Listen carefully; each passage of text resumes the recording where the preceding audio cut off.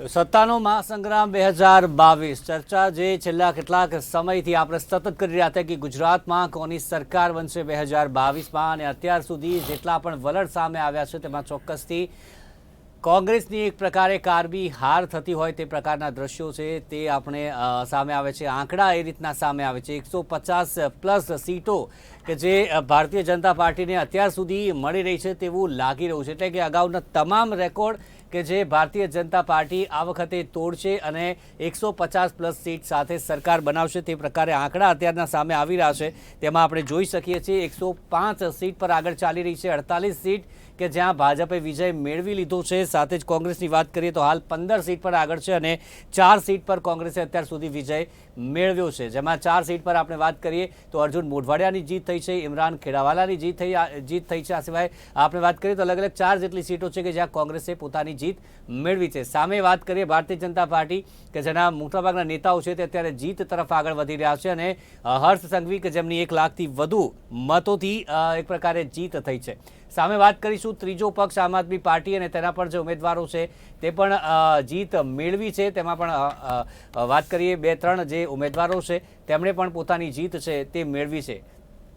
હર્ષદ રીબડિયાની વાત કરીએ, તેમની હાર થઈ છે આ વખતે આમ આદમી પાર્ટીની સામે તેમની હાર થઈ છે. હર્ષદ રીબડિયાની જે હાલમાં જ કોંગ્રેસમાંથી ભાજપમાં આવ્યા હતા. તો આ તમામ બાબત પર આપણે ચર્ચા કરીશું. સાથે જ આંકડા જે પ્રકારના સામે આવી રહ્યા છે તેનું પણ આપણે વિશ્લેષણ કરીશું કે કયા આધાર પર આ વખતે મતદાન છે તે થયું છે. ચોક્કસથી ઓછું મતદાન હતું તે આપણે સૌ કોઈ ચર્ચા કરતા હતા અને તેનો જે ગેરફાયદો છે તે સત્તાધારી પક્ષને ભોગવવો પડશે આવી ચર્ચાઓ છે તે ચાલતી હતી. પરંતુ ચિત્ર કંઈક અલગ જ જોવા મળ્યું.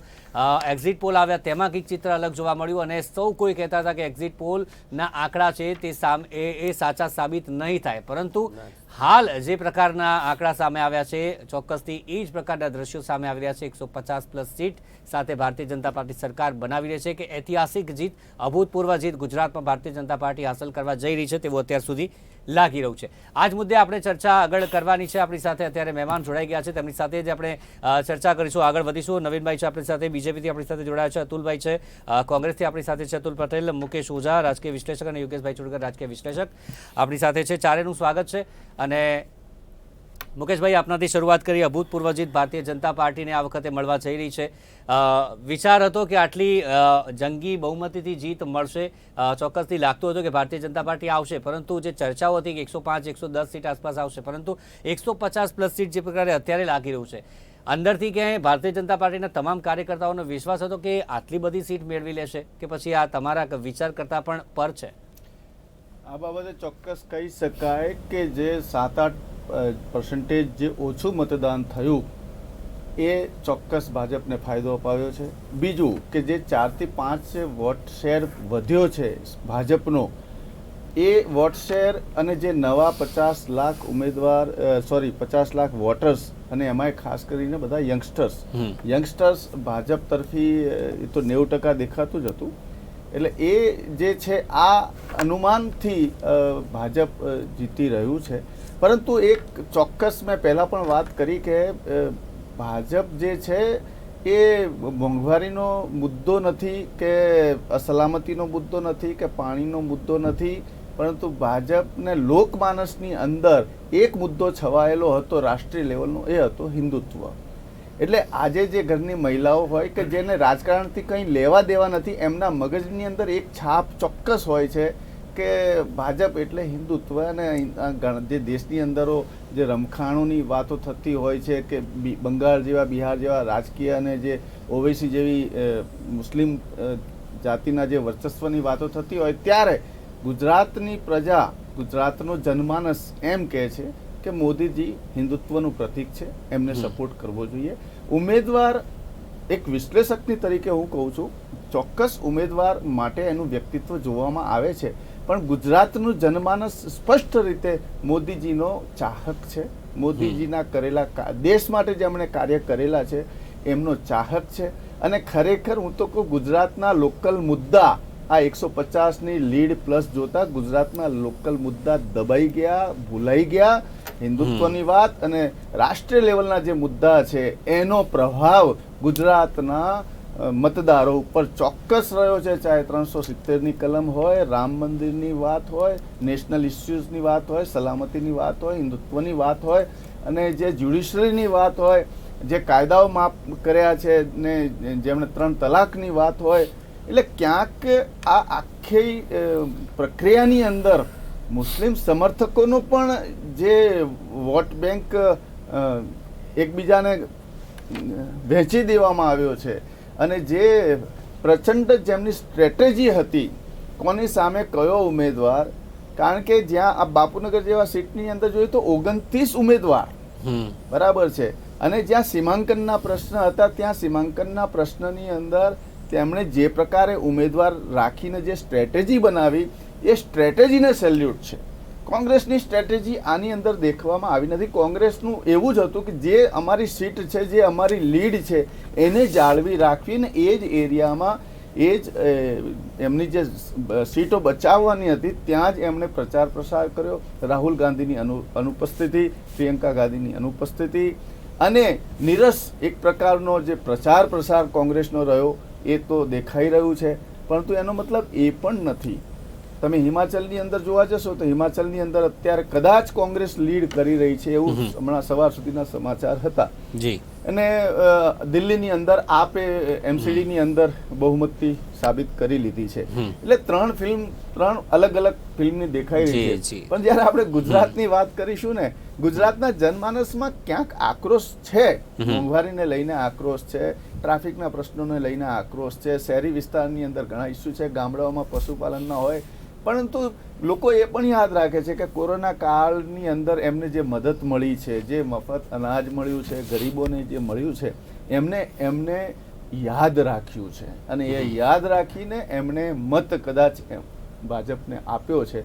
એટલે આ રીતે હું એનું વિશ્લેષણ કરી શકું એમ છું.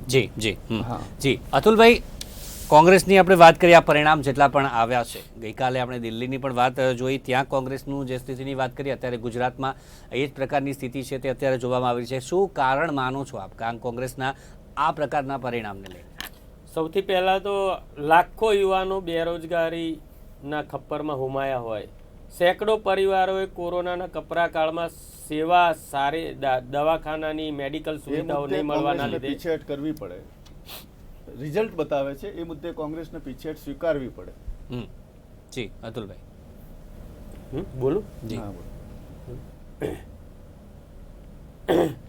સૌથી પહેલા મારો એક ગંભીર સવાલ, એનો હજી સુધી કોઈએ જવાબ નથી આપ્યો, અને કોઈ એ બાબતમાં ઊંડા ઉતરશે નહીં ડરના લીધે, કે 2017ની જે ચૂંટણી થઈ ને આપણી, એની પહેલા 2014ની અંદર જે ચૂંટણી થઈ લોકસભાની, એમાં સુબ્રમણ્યમ સ્વામી, ડોક્ટર સુબ્રમણ્યમ સ્વામી અને GM નરસિમ્હાએ પુસ્તક લખ્યું હતું ડેમોક્રેસી એટ રિસ્ક, અને સુબ્રમણ્યમ સ્વામીએ VVPAT અને EVMની સામે સુપ્રીમ કોર્ટમાં PIL કરી હતી. એના ભાગરૂપે નામદાર સુપ્રીમ કોર્ટે એવું કહ્યું કે ટ્રાન્સપરન્ટ ચૂંટણી થાય એના માટે કંઈક એવું આયોજન કરો જેથી જનતાને શંકા કુશંકા ના થાય. એના અનુસંધાનમાં 3,772 કરોડના અઢળક ખર્ચે ધીરે ધીરે VVPAT એસ્ટાબ્લિશ કરવામાં સમગ્ર દેશમાં આવ્યા. ત્યાર પછી ચૂંટણી થઈ, એ VVPATની અંદર લોકસભાની ચૂંટણી થઈ 19ની, 17ની આપણી ગુજરાતની વિધાનસભાની ચૂંટણી થઈ, અને એ પછી આ ચૂંટણી થઈ. હવે પહેલી વખત જ્યારે VVPAT મૂકવામાં આવ્યા ત્યારે આ મારા પ્રશ્નનો હું એવું નથી કહેતો કે EVM હેક થાય છે. આજે એ પછીની જે ચૂંટણીઓ થઈ એમાં અપારદર્શક કાચ, એટલે કે આવો કાચ જ્યાં સુધી હું લાઇટ ના કરું ત્યાં સુધી દેખાય નહીં. આ સમગ્ર ખેલ ફક્ત અને ફક્ત મશીનોની અંદર VVPATમાં પડેલા વોટના આધારિત જીતનો માહોલ છે. બાકી કોઈ પણ સંજોગોમાં આટલી સીટો ભારતીય જનતા પાર્ટી જીતે નહીં. અને એના એવિડન્સ રૂપે હું તમને ભૂતકાળમાં થોડા 1 વર્ષ પહેલાની વાત લઈ જઈશ કે ઉત્તર પ્રદેશની અંદર નિકાય ચુનાવ હતા. નિકાય એટલે સ્થાનિક સ્વરાજ્યની ચૂંટણી, જિલ્લા પંચાયત, તાલુકા પંચાયત, નગરપાલિકા અને મહાનગરપાલિકા. ત્યાં જ્યાં બેલેટ પેપરથી ચૂંટણી થઈ ત્યાં ભારતીય જનતા પાર્ટીનો 3જો નંબર હતો. પહેલો નંબર અપક્ષનો, બીજો નંબર સમાજવાદી પાર્ટીનો, ત્રીજો નંબર ભારતીય જનતા પાર્ટી. એના પછી તરત જ વિધાનસભાની ચૂંટણી થઈ, 6 ખેડૂતોને ગાડી નીચે ભારતીય જનતા પાર્ટીના નેતાએ કચડી નાખ્યા. આટલું મોટું આંદોલન, આટલી બધી બેરોજગારીના આંદોલનો છતાં પણ ભારતીય જનતા પાર્ટી ઈવીએમથી ચૂંટણી થઈ ત્યાં જીતી ગઈ. હવે આપણે ગુજરાતની ચૂંટણી, અમે લોકો એવું ના કહેતા કે ચૂંટણીમાં હાર્યા એટલે, અમે લોકો આ મુવમેન્ટ ઘણા સમયથી લઈએ છીએ. નામદાર સુપ્રીમ કોર્ટમાં 2019ની પહેલા 17 વિરોધ પક્ષોએ 100% વીવીપીએટીની ગણતરી માગી હતી, છતાં પર રંજન ગોગોઈ સાહેબે ફક્ત 5 રેન્ડમલી 5 વીવીપીએટીની ગણતરી મંજૂર કરી હતી. એટલે 95% નહીં તો આટલો બધો ખર્ચો કરીને આ ડબલાની અંદર ચિઠ્ઠી મૂકવાનો કોઈ મતલબ કોંગ્રેસ ખરો? જીતે છે ત્યારે આવા સવાલો કેમ નથી? કોંગ્રેસ હા, જીતે એનો છે ત્યારે જવાબ કેમ આપો. નથી થતો? I have everything evidence with it. હિમાચલમાં અત્યારે આવું બોલું. કોંગ્રેસ હા, આગળ છે. એમાં હું તમને કહું, રાહુલ ગાંધી મારા આદરણીય નેતા છે, અમારા કોંગ્રેસ કાર્યકરોના. જ્યારે પંજાબ જીત્યા, અમે 3 રાજ્યો જીત્યા જે તે સમયે, ત્યારે રાહુલ ગાંધીએ તરત જ પ્રેસ કોન્ફરન્સ કરી હતી અને આ જ પ્રકારનો સવાલ રાહુલજીને પૂછવામાં આવ્યો. ત્યારે રાહુલજીએ ચોખ્ખું કહ્યું હતું, ઈવીએમમાં અમે માનતા નથી ને ઈવીએમના ચુકાદા શંકાસ્પદ છે ને છે, અને આજે પણ હું માનું છું છે, છતાં પણ મશીનોનો આભાર કે જીત પણ ભારતીય જનતા શંકાસ્પદ પાર્ટીને 152 બેઠક અપાવી અને 182 સુધી ના પહોંચાડી. જી એ અત્યારે આપણે ચર્ચા આગળ પણ વધારીશું. આપણે આગળ પણ મહેમાનો પાસે જઈએ છીએ. એક નાનકડા વિરામ માટે અત્યારે રોકાઈએ છીએ અને વિરામ બાદ આગળ પણ ચર્ચા છે તેને યથાવત રાખીશું ગુજરાત વિધાનસભાના પરિણામને લઈને.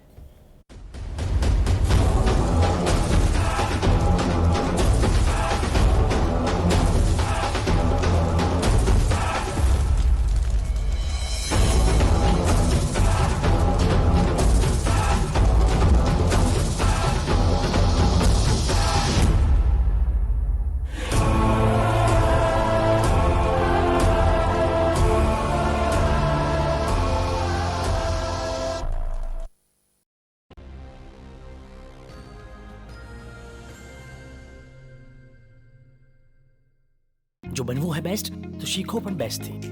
NIT IIT પ્રોફેસર્સ આપશે તમારા કરિયરને એક નવી ઉડાન. Choose more, choose right. Parul university, Vadodara, Gujarat. AK56 કઈ ઈયળોથી પાકને રક્ષણ આપે છે? કોઈ પણ પાક અને કોઈ પણ ઈયળોની સામે રક્ષણ આપે છે. નેક્સસ બાયોસાયન્સ પ્રાઇવેટ લિમિટેડ નું ઓરિજિનલ AK56. અહીંયાથી નીકળેલા સક્સેસના સુર દૂર દૂર સુધી ગુંજે છે. એમને બોલવાની જરૂર નથી, એમના પ્લેસમેન્ટ્સ બોલે છે. Choose more, choose right. Parul university, Vadodara, Gujarat.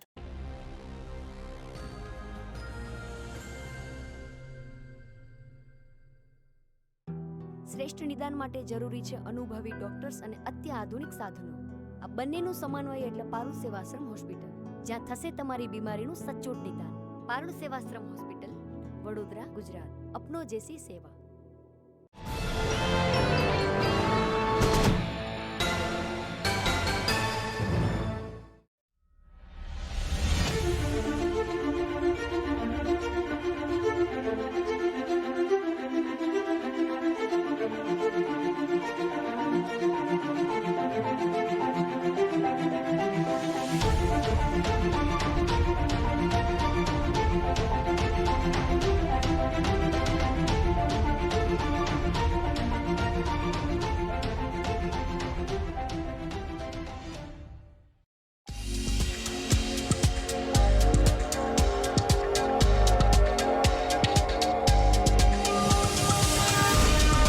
શેરબજારના ધબકારા.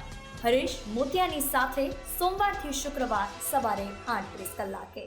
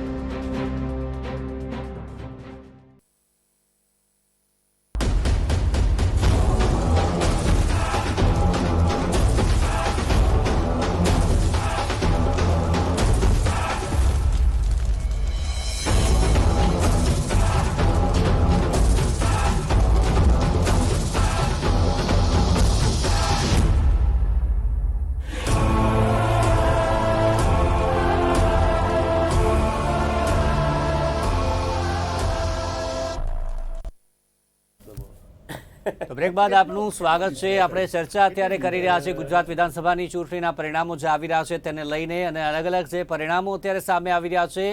એક નવી અપડેટ જે સામે આવી રહી છે બાયડની, આપણે વાત કરીએ બાયડ વિધાનસભા બેઠકની, તો ત્યાંથી અપક્ષ ઉમેદવાર ધવલસિંહ ઝાલાની આપણે વાત કરીએ તો તેમની જીત થઈ છે. તો આ વખતે ટિકિટ ન મળતા જ રીતે તેમણે અપક્ષમાં ઉમેદવારી નોંધાવી અને તેમની જીત થઈ છે તે પ્રકારના માહિતી અત્યારે સામે આવી રહી છે. સામે આપણે વાત કરીએ અપક્ષ ઉમેદવારો કે જે જીતી રહ્યા છે, તેમાં વાઘોડિયામાં પણ આપણે વાત કરીએ તો ત્યાં પણ અપક્ષ ઉમેદવારની એક પ્રકારે જીત થઈ છે. તો ચર્ચા જે રીતે આપણે કરી રહ્યા છે અને અલગ અલગ જે અપડેટ તે પણ દર્શક મિત્રો આપને અમે અત્યારે આપી રહ્યા છે. બાયડથી જે ધવલસિંહ ઝાલા છે તેમની એક પ્રકારે જીત થઈ છે. અપક્ષના ઉમેદવાર હતા જેમને ટિકિટ ન મળી ત્યારબાદ. તો ચર્ચાને આપણે અત્યારે જ આગળ વધારીએ. યોગેશભાઈ, અપક્ષના ઉમેદવારોની પણ આપણે અત્યારે ચર્ચા કરી. આની પહેલાં અતુલભાઈએ સવાલ જે ઉઠાવ્યો હતો તેના મુદ્દે પણ આપણે ચર્ચા કરીએ, તેનો પણ જવાબ નાનકડો આપજો. પણ અપક્ષના ઉમેદવારો વાઘોડિયાની વાત કરીએ અને અત્યારે હવે ધવલસિંહ ઝાલાની વાત કરીએ, શું લાગી રહ્યું છે? જીતી તો ગયા છે પણ હવે આગળ? મૂળ તો ધવલસિંહ ઝાલા ભાજપના જ કાર્યકર હતા, વર્ષો સુધી એમણે કામ કર્યું, પણ છેવટે એમને ટિકિટ ના મળી એટલે એ પોતે નારાજ થઈને અપક્ષ તરીકે એમને ઉમેદવારી કરી અને એમની પોતાની કામગીરી અને લોકપ્રિયતા પ્રજાની વચ્ચે એનું આજે પરિણામ આવ્યું છે અને અપક્ષ હોવા છતાં એ જીતી ગયા છે. એટલે એવું નથી કે મોદી સાહેબ અથવા તો કમળ એના કારણે કોઈ જીતે, એટલે આ અપક્ષ ઉમેદવાર પણ જીતી શકે છે એનું ધવલ ઝાલાએ એક ઉદાહરણ પૂરું પાડ્યું છે. હવે અતુલભાઈએ જે વાત કરી ઈવીએમની, તો ઈવીએમમાં ખામી છે એવું તો ઘણા બધા વખતથી કહેવામાં આવે છે ને આ ઈવીએમની પ્રથા, બેલેટ પ્રથાને છોડીને ઈવીએમની પ્રથા દાખલ કરવાનું કોંગ્રેસે જ કરેલું અને એ ઈવીએમ કેવી રીતે વાપરવું શું છે કોંગ્રેસે શરૂઆત કરેલી અને ત્યાર પછી એનો વારંવાર ઉપયોગ થયો અને જ્યાં જ્યાં કોંગ્રેસ હારી છે ત્યાં ત્યાં એણે એનો વિરોધ કર્યો છે. જ્યાં જીત્યા ત્યાં કોઈ શબ્દ બોલ્યા નથી. દાખલા તરીકે રાજસ્થાન, એમાં ક્યારે એમણે કહ્યું નથી કે ઈવીએમ ખોટું છે. પણ આજે જ્યારે ગુજરાતમાં કોંગ્રેસની ખૂબ બુરી રીતે હાર થઈ છે ત્યારે અમારા જ્યોતિષ શાસ્ત્રીઓ તો કહે છે કે હવે ઈવીએમ માટેનું વાંધા પાડવાનું મુહૂર્ત આવી ગયું છે. એટલે હવે આ ઈવીએમ માટેની ચર્ચા ચાલશે અને એ ચાલશે. ઇલેક્શન કમિશને ઈવીએમમાં ખામી છે એ બતાવવા માટે દરેક પક્ષોને આમંત્રણ આપ્યું હતું, પરંતુ એમાં કોઈ જાતનો પ્રતિભાવ ના મળ્યો અને એમાંથી કંઈ સાબિત ના થયું કે ઈવીએમમાં કંઈક ખામી છે. તેમ છતાં આપણે આ ચૂંટણી તો ગુજરાતની પતી ગઈ છે. ફરી એકવાર ઈવીએમ પોતે આમંત્રણ આપે કે આ ઈવીએમ ખોટું છે એવું જો ઇલેક્શન કમિશનને સાબિત કરી બતાવે તો એ સાચું ગણાય. જી જી, ચર્ચાઓ ઘણી ચાલે છે. જી અતુલભાઈ, આપ કંઈ કહેવા પછી નવીનભાઈ પાસે જવું છે. જી, કે મને અંકલે વાત કરી કે ચૂંટણી પંચ આમંત્રણ આપે છે, પણ ચૂંટણી પંચ એવું કહે છે કે આ ઈવીએમ તમે એને હેક કરીને બતાવો, તમે એને મેન્યુપ્યુલેટ. હું આ મોબાઈલ તમને 5 વ્યક્તિને આપું છું, મારો મોબાઈલ છે, પાસવર્ડ નાખ્યો નથી, ખોલીને બતાવો તો હું માનું, બરાબર? એટલે વાત કરવી જુદી વાત છે. એ વસ્તુ આખો સોફ્ટવેર રિલેટેડ છે એન્ડ માઇક્રો સર્કિટ હોય, ચિપ્સ હોય, એના માટે તમારે સોફ્ટવેર એન્જિનિયરોને ડિવાઇસ આપવું પડે મહિનો 1.5 મહિના, ત્યારે એનું રિસર્ચ કરીને એમાંથી એ કરી શકે. અથવા તો તમે કોઈ બી એન્જિનિયર, મારા મિત્ર છે ઓળખીતા, એ પોતે સોફ્ટવેર બનાવ્યું છે કે ભાઈ તમે કહો દબાવો કોઈ પણ પાર્ટીની મત, બીજી પાર્ટીની સ્લીપ છાપીને બતાવો ને ડેમો અમે લાઈવ બતાવીએ. જો કહેતા હોય તો ચૂંટણી પંચની બહાર પણ અમે બતાવેલો છે. એટલે એવું નથી. પણ હું એમ, મારો એક જ ગંભીર પ્રશ્ન છે કે આ કાચ પારદર્શક હતો, અપારદર્શક કેમ કર્યો? બસ એનો મારા જવાબ જોઈએ, બીજો કોઈ મારો જવાબ નથી જોઈતો. જી, આપણે એક મિનિટ રોકવા માંગીશ. અત્યારે કમલમ ખાતે જે રીતે આપણે વાત કરીએ તો જીતનો જશ્ન ચાલી રહ્યો છે અને તેની આપણે વાત કરીએ તો અત્યારે ભૂપેન્દ્ર પટેલ અને CR પાટીલ આપ જોઈ રહ્યા છો કે જીતની ઉજવણી છે તે કરી રહ્યા છે. એકબીજાને મોઢું મીઠું કરાવીને આ જીતની ઉજવણી છે તે કમલમ ખાતે થઈ રહી છે. થોડી વાર પહેલાં જ જે કમલમ ખાતે જે જીતનું જશ્ન છે તે શરૂ થયું હતું અને સવારથી જ આપણે વાત કરીએ તો જવા રુઝાન સામે આવતા રહ્યા અને તે પ્રકારે જે કમલમ ખાતે જીતની ઉજવણી છે તે જોવા મળી રહી હતી અને તે જ પ્રકારે અત્યારે પણ આ દ્રશ્યો કમલમ ખાતેથી સીધા જ આપ જોઈ રહ્યા છો.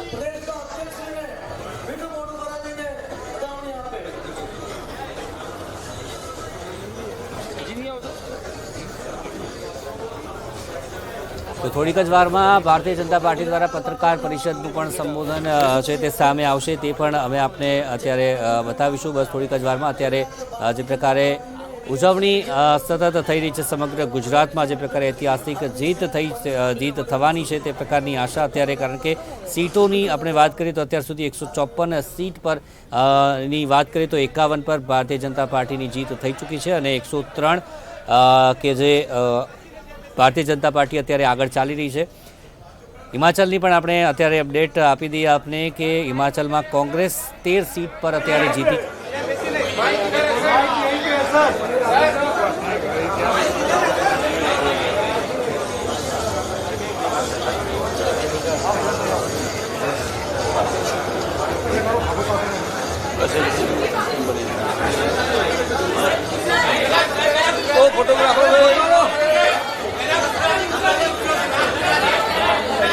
भारत माता की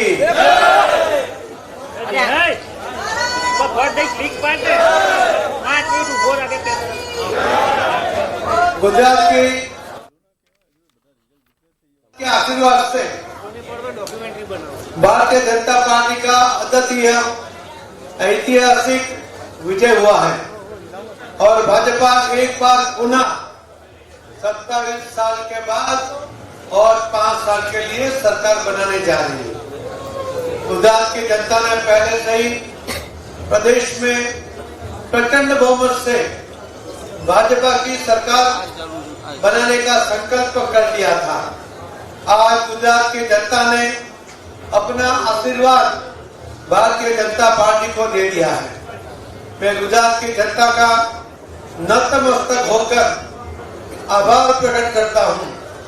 इस ऐतिहासिक विजय में जनता के आशीर्वाद के साथ साथ में अंतःकरणपूर्वक माननीय प्रधानमंत्री श्री नरेंद्र मोदी जी का आभार प्रकट करता हूं, जिन्होंने भाजपा को विजयी बनाने के लिए कठोर परिश्रम किया. उन्होंने 31 जनसभाएं की, 3 भव्य रोड शो किए. इस विजय के शिल्पकार माननीय नरेंद्र मोदी जी है.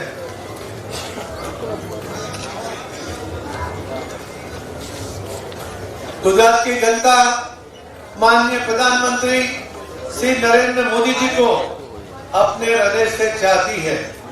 भाजपा ने आदरणीय नरेंद्र मोदी जी के नेतृत्व में गुजरात में सर्वस्पर्शी और सर्वसमावेशी विकास करके दिखाया है. इस विजय के लिए मैं माननीय गृह मंत्री श्री अमित भाई शाह साहब का भी आभार व्यक्त करता हूं, जिन्होंने पूरे गुजरात में 33 जनसभाएं की, रोड शो किए, कार्यकर्ताओं का उत्साह बढ़ाने का और कार्यकर्ताओं को मार्गदर्शन कर एक वातावरण तैयार किया. साथ में मैं राष्ट्रीय अध्यक्ष माननीय श्री जेपी नड्डा जी का भी आभार व्यक्त करता हूं. उन्होंने गुजरात चुनाव में हमारा मार्गदर्शन किया और जनसभाएं संबोधित कर एक वातावरण तैयार किया. पूरे प्रचार अभियान के दौरान हमें पार्टी के वरिष्ठ नेतृत्व का निरंतर सहयोग और मार्गदर्शन प्राप्त हुआ. इसमें हमारे सह प्रभारी श्री गुप्ता साहब का भी बहुत बड़ा योगदान रहा. इसमें अपार शक्ति और प्रेरणा मिलती रही. कार्यकर्ताओं का उत्साहवर्धन होता रहा. मैं माननीय मुख्यमंत्री श्री भूपेंद्र भाई पटेल का आभार व्यक्त करता हूं.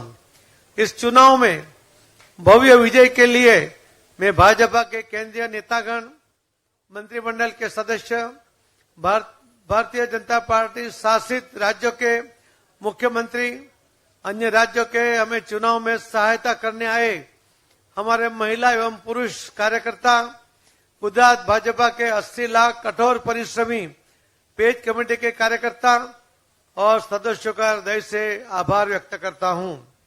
भाजपा कार्यकर्ताओं का विजयी संकल्प लेकर चुनाव के मैदान में उतरे. ये हमारे लाखों कार्यकर्ताओं ने अपने अप्रतिम परिश्रम से जनता की सेवा करते हुए ये विजय प्राप्त किया है. मैं जब पूरे प्रचार अभियान पर नजर डालता हूं तो मेरे मन में 3 शब्द आते हैं: संकल्प, कठोर परिश्रम और संतोषजनक परिणाम. चुनाव अभियान में मुझे सबसे ज्यादा प्रसन्नता कार्यकर्ताओं के उत्साह और उनके अथक परिश्रम को देखकर हुई। चुनाव प्रचार अभियान कार्यकर्ताओं के लिए जीवन का एक यादगार अनुभव होता है। यह संगठन के दृष्टिकरण और विस्तार का अवसर होता है। जनता और संगठन के रिश्तों में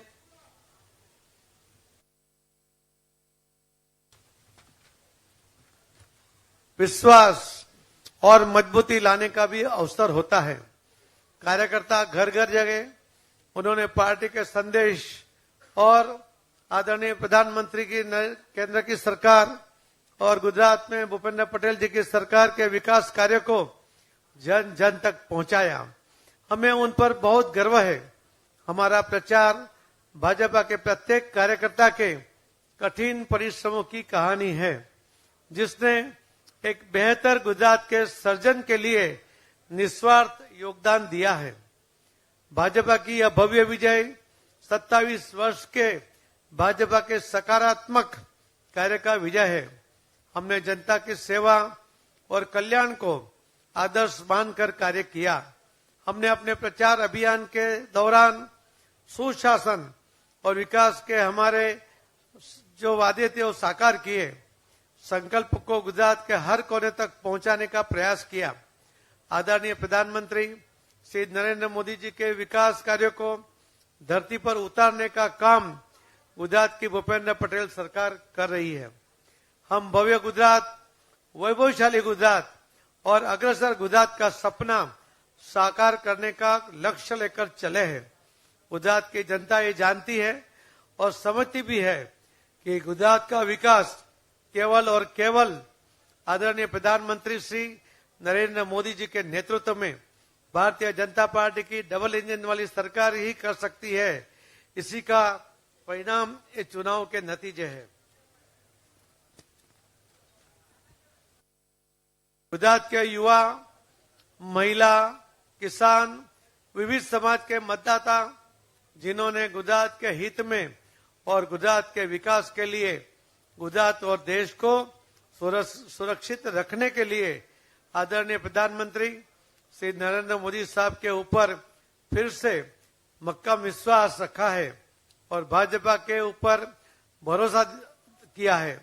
यह विश्वास को बनाए रखना, यह विश्वास को दृढ़ करना और सत्ता प्राप्ति के पर्याप्त सत्ता के माध्यम से लोगों की सेवा करने की परंपरा भारतीय जनता पार्टी के चुने हुए प्रतिनिधि और भाजपा आगे बढ़ाएगी। गुजरात में बाकी राजनीतिक दल ने भी बड़ी बड़ी योजनाएं बनाई, बड़े बड़े वादे किए, क्योंकि उन्हें सत्ता में तो आना ही नहीं था। इसीलिए जनता को गुमराह करने के लिए अनेक वादे किए जो कभी भी पूर्ण कोई भी पार्टी कर नहीं सकती है। गुजरात की शांति, स्थिरता और समृद्धि को कलंकित करने के बद इरादे से उन्होंने इस इलेक्शन में हिस्सा लिया और युवाओं की शक्ति, सामर्थ्य को अपाहिज करने के लिए लुभावने वादे किए। गुजरात की विकास यात्रा को रोकने वाली राष्ट्र विरोधी शक्तियां भी इस चुनाव में दिखाई दी, मगर ये गुजरात है जो अपने सामर्थ्य और अभियान को अच्छी तरह पहचानती है। इसी कारण इस चुनाव में ऐसी सभी गुजरात विरोधी षड्यंत्रकारी शक्तियों को नकार कर भाजपा को अद्भुत विजय दिया है।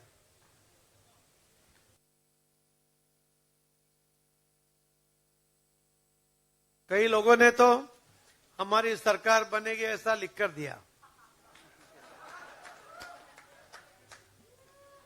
किसी ने कहा कि परिवर्तन हो जाएगा और हमारी सरकार बन जाएगी। आज गुजरात के लोगों ने जो सोच समझ कर वोट करती है, अच्छा बुरा अच्छी तरह समझती है, उन्होंने उनको उनकी सभी टिकटें कैंसिल करवा दी। मुझे विश्वास है कि गुजरात की जनता के आशीर्वाद से गुजरात में एक बार पुनः प्रचंड बहुमत से भाजपा की सरकार बनी है, जो आदरणीय प्रधानमंत्री श्री नरेंद्र मोदी जी के नेतृत्व में गुजरात के डबल इंजन वाली भाजपा का सरकार गुजरात में विकास के नए आयाम स्थापित करने के लिए कटिबद्ध है। गुजरात के युवा, महिला, किसान एवं विविध समाज के मतदाताओं को गुजरात के हित और गुजरात के सातत्यपूर्ण विकास के लिए गुजरात और राष्ट्र को सुरक्षित रखने के लिए आदरणीय प्रधानमंत्री श्री नरेंद्र मोदी जी पर पुनः एक बार दृढ़ विश्वास रखा है। इस भरोसे को बनाए रखना, इस भरोसे को और मजबूत करना, यह हमारी जिम्मेदारी है। सत्ता प्राप्ति के बाद सत्ता को माध्यम बनाकर लोगों की सेवा और कल्याण करने की परंपरा भाजपा एवं भारतीय जनता पार्टी के चुने हुए जनप्रतिनिधि निभाएंगे, ऐसा विश्वास हम गुजरात के करोड़ों मतदाता भाई बहनों को देते हैं। उन्हें एक बार सभी का हृदय से धन्यवाद करता हूं। साथ में सरकार की मुख्यमंत्री की शपथ विधि का समारोह 12 दिसंबर को 2 बजे गांधीनगर विधानसभा के पीछे हेलीपैड ग्राउंड पर होगा और हमारे आदरणीय प्रधानमंत्री श्री नरेंद्र मोदी साहब भी उस शपथ विधि में शरीक होंगे और हमारे गृह मंत्री श्री अमित भाई शाह साहब भी उसमें शरीक होंगे। आप सबके माध्यम से मैं फिर से गुजरात के सभी मतदाता भाई बहनों का आभार व्यक्त करता हूं। आपके माध्यम से ही भारतीय जनता पार्टी के शुभेच्छक एवं कार्यकर्ता उन सबका भी नतमस्तक होकर उनको प्रणाम करता हूं कि आप सबकी शक्ति, आदरणीय प्रधानमंत्री नरेंद्र मोदी जी का जो संकल्प था रिकॉर्ड बनाने का, आज भारतीय जनता पार्टी ने 3 रिकॉर्ड एक साथ बनाए हैं। सबसे ज्यादा सीटों का रिकॉर्ड भारतीय जनता पार्टी ने इस इलेक्शन में बनाया है। सबसे ज्यादा वोट शेयर उसका भी रिकॉर्ड बना है और सबसे ज्यादा लीड के साथ जीतने वाले सबसे ज्यादा कैंडिडेट उसका भी रिकॉर्ड ये भारतीय जनता पार्टी ने बनाया है। मैं ये पूरे इलेक्शन के दौरान प्रिंट और इलेक्ट्रॉनिक मीडिया का जो सहयोग रहा उसी के वजह से हम हमारी बात लोगों तक पहुंचा पाए और लोगों की जो बात थी, उनकी जो अपेक्षा थी, वो भी हमें जानने के लिए सुविधा हुई। इसके लिए आप सबका भी बहुत बहुत धन्यवाद करता हूं। जय जय गरीब गुजरात, भारत माता की। धन्यवाद।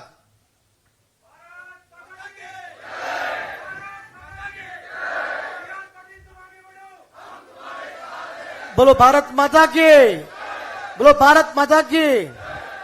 ખૂબ જ ટૂંકા ગાળાની અંદર ગુજરાતની જનતાનો વિશ્વાસ જેમણે સંપાદન કર્યો છે, રાજ્યના મુખ્યમંત્રી છે, રાજ્યના મુખ્યમંત્રી બનવાના છે એવા ભૂપેન્દ્રભાઈ પટેલ સાહેબને હું વિનંતી કરું પત્રકાર મિત્રો સાથે વાત કરે।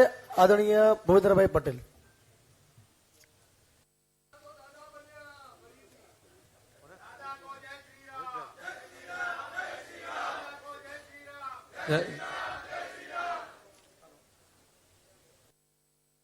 सबको मेरा नमस्कार। गुजरात विधानसभा चुनाव का जनादेश अब स्पष्ट हो गया है।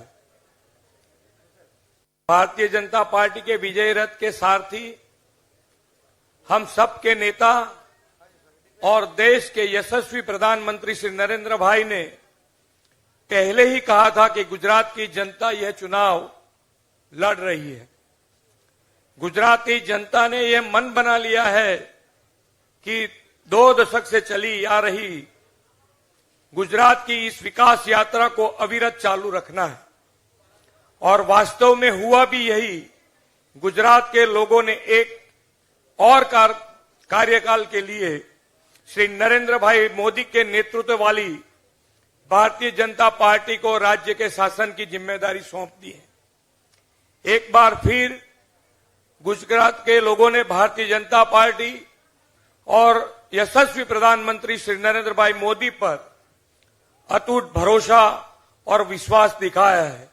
गुजरातियों ने एक बार फिर विकास की राजनीति को समर्थन किया है। यह एक बार फिर साबित हो गया है कि गुजरात के लोग अपने प्रिय नेता श्री नरेंद्र भाई पर अपार विश्वास, प्रेम और आशीर्वाद की वर्षा करते हैं।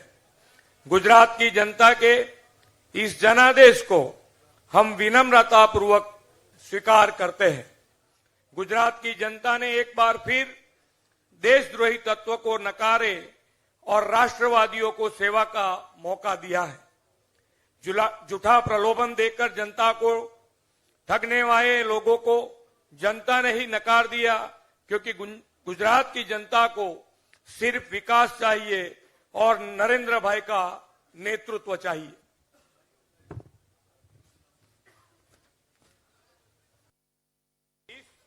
इस चुनाव में जीत के लिए भाजपा के एक एक कार्यकर्ता को जितना धन्यवाद और बधाई दी जाए वो कम है।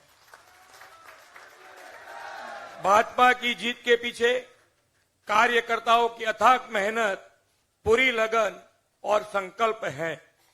भाजपा का हर एक कार्यकर्ता जन सेवा के लिए भाजपा का प्रमुख सिपाही बना है, न किसी पद, प्रतिष्ठा या लाभ के लिए।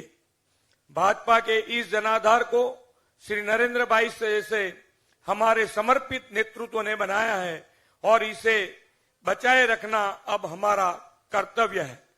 भाजपा का ध्येय जनता का विश्वास बनाए रखना है। हमारा संकल्प जन कल्याण है। पंडित दीनदयाल उपाध्याय, श्री श्यामा प्रसाद मुखर्जी, श्रद्धेय अटल जी और अब वैश्विक नेता श्री नरेंद्र भाई के पद चिन्हों पर चलकर सेवा ही साधना हमारा मंत्र है।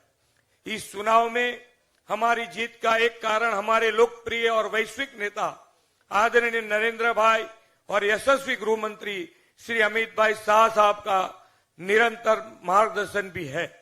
वे एक आम कार्यकर्ता की तरह हमारे साथ रहे, लगातार हमारा मार्गदर्शन किया। इसके लिए आदरणीय श्री अमित भाई जी को विशेष धन्यवाद देना चाहूंगा।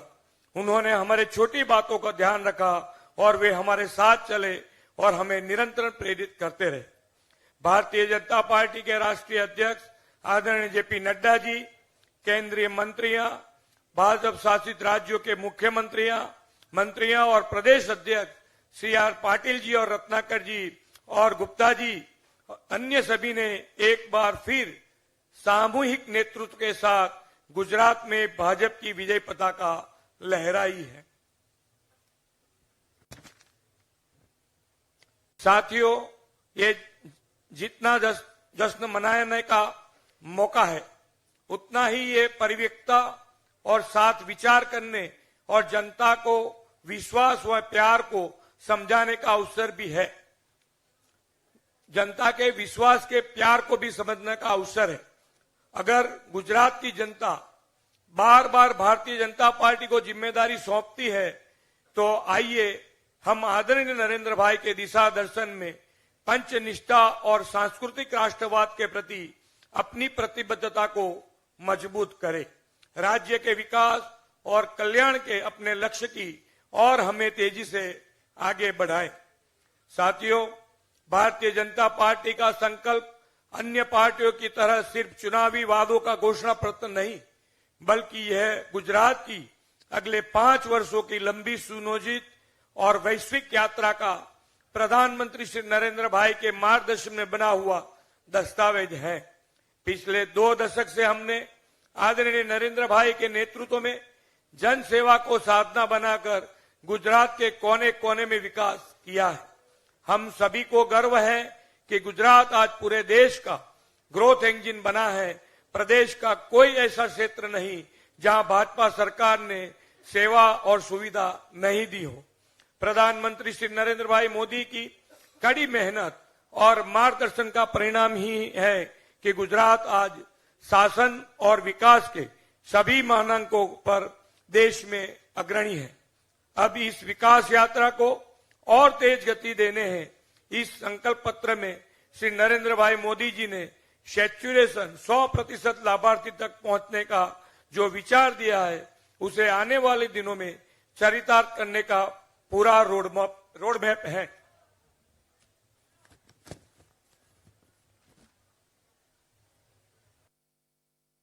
गुजरात कृषि इंफ्रास्ट्रक्चर कोष के तहत एपीएमसी, किसान मंडियां, वर्गीकरण, grading units, cold chain, warehouse primary processing units आदि के आधुनिकीकरण पर 10,000 करोड़ रुपए का निवेश किया जाएगा।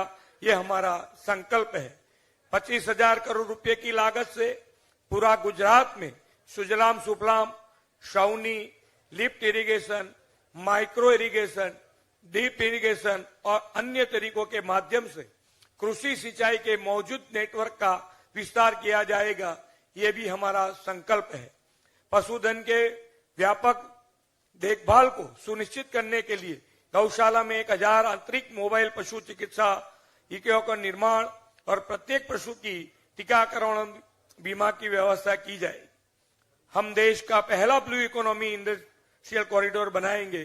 दक्षिण गुजरात और सौराष्ट्र में 2 सी फूड पार्क को शुरू करेंगे और फिशरीज सेक्टर के लिए जरूरी इंफ्रास्ट्रक्चर को मजबूत करेंगे। आदरणीय श्री नरेंद्र भाई मोदी जी द्वारा दिए गए नए भारत के निर्माण में हमारा संकल्प है कि अगले 5 वर्ष में युवाओं के लिए 20 लाख रोजगारी का सृजन किया जाएगा। देश में पहली बार 3,000 किलोमीटर लंबी और पूरे गुजरात को कवर करने वाली 4 से 6 लेन की परिक्रमा पथ हमारी नई सरकार बनाए। हमारा यह संकल्प पत्र 2022 गुजरात को आदरणीय नरेंद्र भाई के मार्गदर्शन में और अधिक ऊंचाइयों पर ले जाने के लिए भाजपा की प्रतिबद्धता को दर्शाता है।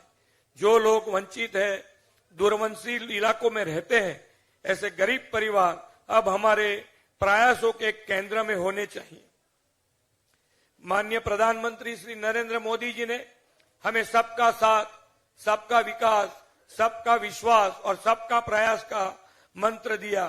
उनके इस सूत्र को हम चरितार्थ करेंगे। आइए हम श्री नरेंद्र मोदी की मेहनत को सार्थक करें। आइए हम सब मिलकर भारत माता को विश्व गुरु बनाने के लिए कार्य करें। अगले 25 साल देश और राज्य के लिए अमृत काल है। जब देश आजादी को 100 साल मना रहा होगा और श्री नरेंद्र भाई के नेतृत्व में विकास का नया इतिहास बनेगा, तो इसकी शुरुआत गुजरात से ही होगी। आइए गुजरात को समृद्ध बनाए और विकास की नई ऊंचाइयों के हौसले करें। इतनी बड़ी संख्या में यहां आकर आप सभी ने जो प्यार और समर्थन जताया है, इसके लिए आप सभी का हृदय से आभार मानता हूं। एक बार फिर गुजरात की जनता जनार्दन के इस जनादेश को हृदय से स्वीकार करते हुए प्रत्येक गुजरात वासियों को बहुत बहुत धन्यवाद, आभार और अभिनंदन करता हूं। भारत माता की जय। वंदे मातरम। जय जय गरवी गुजरात।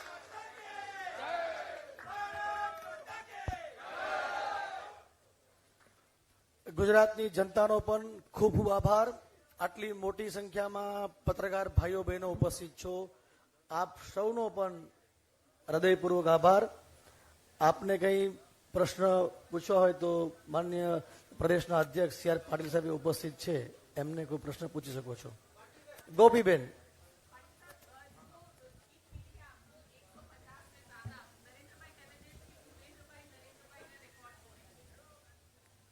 टूट गया जो उन्होंने कहा था, वो गुजरात के मतदाता भाई बहनों ने वो रिकॉर्ड बना दिया।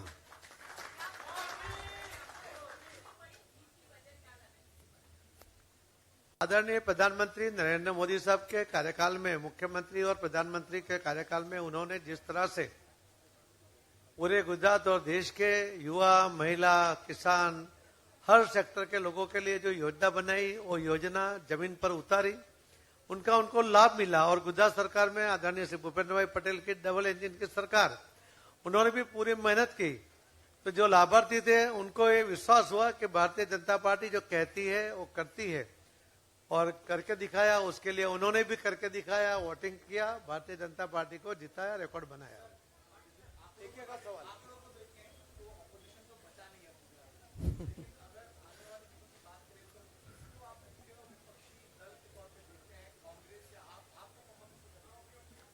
देखो, ये हम राष्ट्रीय पार्टी है, कांग्रेस भी राष्ट्रीय पार्टी है। स्वाभाविक है हम उसी के साथ, हमारा विरोध पक्ष को हम उसी को मानते हैं और उसी के पास साथ उस तरह के व्यवहार भी करते हैं। हम और किसी पार्टी को गुजरात में कोई स्थान नहीं है।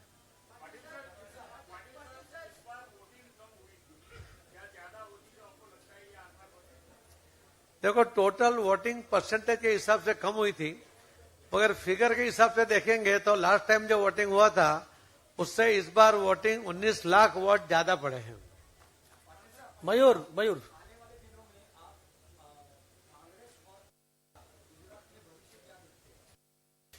देखो दोनों ने अपने आप को गिरबान में देखना चाहिए।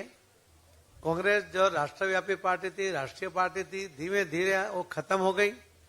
उनके जो महारथी थे, जैसे 9 सीट गुजरात में ऐसी थी जो कांग्रेस ने आजादी से आज तक कभी नहीं हारी, उसमें से करीब 7 सीट, 6 के 7 सीट वो इस बार हार गए हैं। तो उनका जो जनाधार था वो खत्म हो रहा है। वो जनाधार को टिकाने के लिए, उनका विश्वास संपादन करने के लिए पूरे गुजरात के लोगों को उनको विश्वास दिलाना चाहिए कि वो लोग लोगों के लिए काम करना चाहते हैं, देश के लिए काम करने चाहते हैं। उनका जो रिकॉर्ड हुआ है कि जब भी वो सत्ता में रहे तो कौभांड किए, बड़े बड़े भ्रष्टाचार किए, ये जो किस्से आप सबके माध्यम से जो बाहर आए उसके वजह से भी उनका जनाधार टूट गया है। मनोज्ञा जी, आप